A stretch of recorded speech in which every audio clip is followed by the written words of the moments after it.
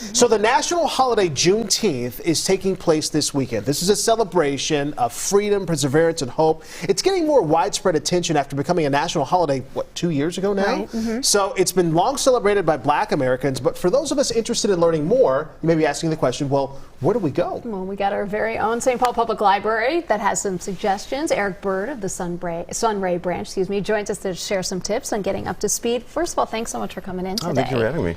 Yeah, so talk about, libraries are such a great place to, not only spend time, but to do research, to utilize their resources. And you brought a couple of books here today. What do you recommend where people get started at the library?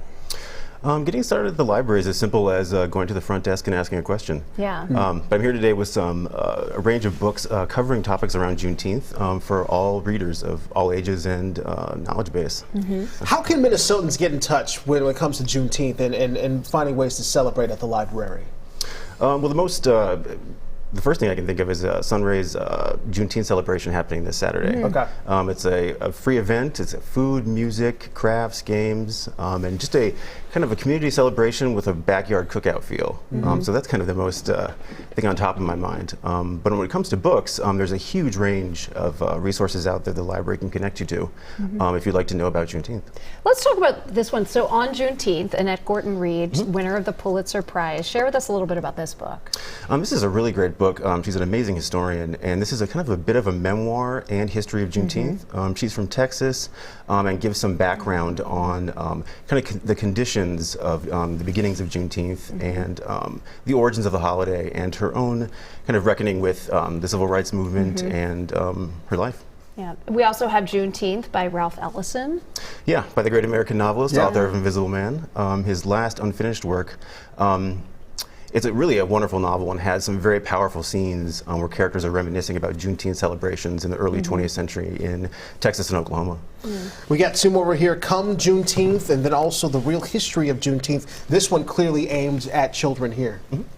And one thing that I think particularly parents should remember is that there's a huge number of books, nonfiction easy readers and picture books and YA chapter books focused at young readers. Right. So they're a great way to introduce some very hard topics of slavery and racism to kids because in many of these books you have a youthful protagonist who they can relate to.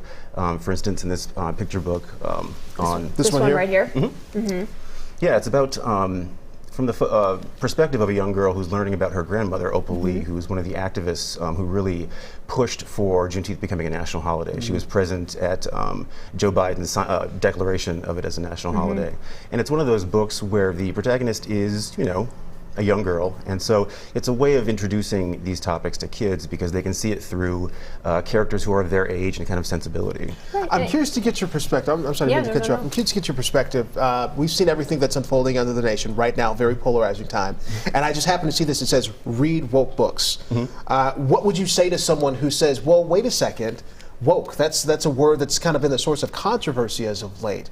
What's your thoughts on this and the controversy that someone could have around a book like this? Librarians get this question all the time. Yeah. Oh yeah, it's of course becoming a pejorative in certain political circles. I don't know. I guess if I had a patron who had that who was concerned about it or was angry about it, I would say that the word is, loaded, but doesn't have a specific agenda behind it. I think that's important to note. There's no agenda that's behind a book like this, too. Yeah, and it's not a bad word. It's just certain politicians slant it that way. So, because we're talking about history here. The real history of Juneteenth. This is not a history that many of us learned when we were growing up. Now, hopefully, that will change for our own children as they grow up. But what I think is interesting about books too, and I love how you brought the children's book too, because a lot of times it explains some really difficult topics that adults have a hard time talking about, and that through the children's eyes. But it can also encourage the adults to start conversations that they might not normally have. These types of books, just reading in general, really. Yeah, adults can learn while reading to their kids. Yeah. I know that, what would you say to someone who feels that they want to get started on this journey and they want to learn, but it can almost feel overwhelming too for some people? I would go to your local library. But I would shameless plug. But I would say, starting with a book like this, kind of and it's related to these fictional books too, and it has a personal slant, it has a memoir feel, it's kind of, there's an it's not just kind of dry history or traumatic history that people don't want to encounter just cold, really just relating to other humans. I think a slim book like this that blends memoir and amazing historical research is really a great place to start. And adults shouldn't be afraid of starting with, books like that Juneteenth book. Just because it's for middle schoolers doesn't mean you can't learn something. It's true. Yeah. A lot of times you do. I mean, you look at a book like, Dr. Seuss, All the Places You'll Go.